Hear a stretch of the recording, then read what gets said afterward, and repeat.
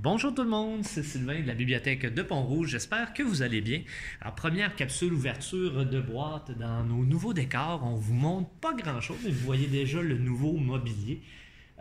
Probablement qu'au moment de faire cette capsule-là, je ne sais pas où on en est là, au niveau de la réouverture, mais sachez que ça s'en vient, surveillez notre Facebook pour en savoir toujours plus.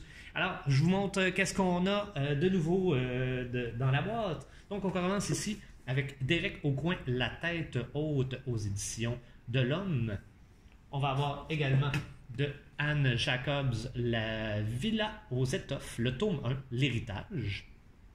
On a également L'improbable voyage d'Audrey Mercier, Respirer par le nez, beauté. Donc, de Sandra Verilli aux éditions Andara, je crois. Oui, en plein ça. On va avoir également ici Sœur encore désespérée de Caroline Langevin aux éditions de Mortagne, le tome 2. On va avoir ici La lanterne d'Ambert de Colin Hooch. Je ne suis pas certain de le dire comme il faut, toujours est-il chez ADA. On va avoir également ici de La luzerne rousse, Scarlett, le faucheur d'armes, le livre 1 de Véronique Blanchette.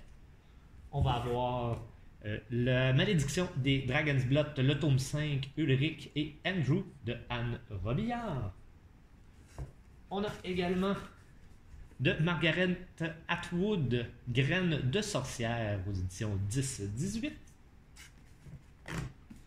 On a Les crapauds sourds de Berlin de Simon Lambert aux éditions Hamac. On va avoir, excusez-moi, ici Carbone modifié, donc le tome 2, Ange déchu. Carbone modifié qui est une série de Netflix. Donc on a déjà le tome 1, tome 2. Saison 2, moi personnellement j'ai moins embarqué, donc je sais pas pour vous, mais parlant de Netflix, donc ici, ça ne marchera jamais. Donc la naissance des idées qui changent nos vies aux éditions Michel Lafon. En fond, c'est l'histoire de la création de Netflix. On va avoir également de Jean-Pierre Charland-Odile et Xavier, le tome 3, Quittance finale aux éditions Urtubise. On a ici Dans les yeux de Laurence de Francine Laviolette aux éditeurs Réunis. Côté documentaire un peu plus, donc Deuil, la boîte à outils de José Jacques, psychologue aux éditions de Mortagne.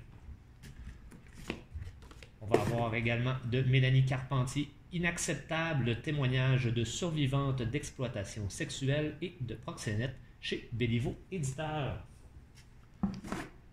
On a Savoir dépenser sans culpabiliser aux éditions du Journal de Stéphane Desjardins. On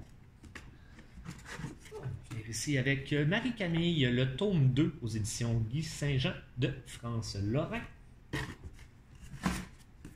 Également de Claire Bergeron, Mirage sur la vallée de l'or aux éditions Druide. Oh, un gros documentaire ici sur l'art de Street Fighter, donc qui est un jeu vidéo pour ceux qui ne connaissent pas, donc chez Manabook.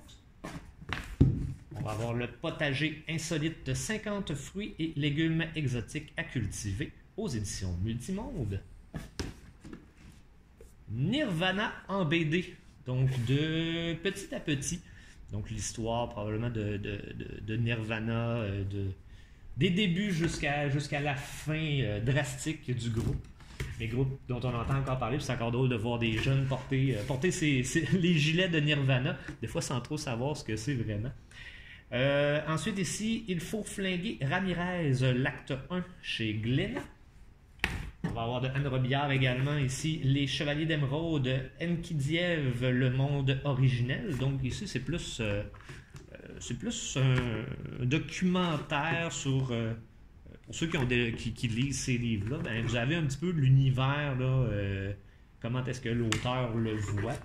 Donc ça peut être intéressant. Et on va terminer ici avec une BD, le tome 14 de la série Lady S, Code Vampire. Ici, donc aux éditions Dupuis. C'est ce qui complète notre capsule ouverture de boîte pour cette semaine. Donc, boîte de livres adultes complètement. On a une boîte jeunesse aussi. Donc, on accumule un petit peu ces temps-ci. Vous voyez que je suis tout seul. Actuellement, le Marie-Soleil n'est pas avec moi. Espérons qu'elle puisse revenir, quoi qu'elle rentre au secondaire. Donc, ça va peut-être être différent là, au niveau des tournages. On verra à ce moment-là. Alors, surveillez, comme je vous disais, notre page Facebook pour ce qui est de la réouverture. Tout va être quand même écrit. On va essayer de faire de notre mieux. On ne peut pas vous garantir que tout va bien se dérouler du premier coup. On n'est pas parfait, nous non plus. On demande un petit peu de votre collaboration, un petit peu de votre patience là-dessus, mais inquiétez-vous pas. On travaille très très fort pour que le service puisse reprendre le plus tôt possible. D'ici là, ben, faites attention à vous. Comme je dis à presque toutes les vidéos que vous avez vues pendant l'été, ben, continuez à suivre les règles. C'est la meilleure façon pour qu'on réussisse à s'en sortir. Et éventuellement, ben, vous pourrez venir profiter de notre nouvelle bibliothèque. Alors sur ce, je vous souhaite une très bonne fin de journée. Faites attention à vous. À la prochaine. Bye bye.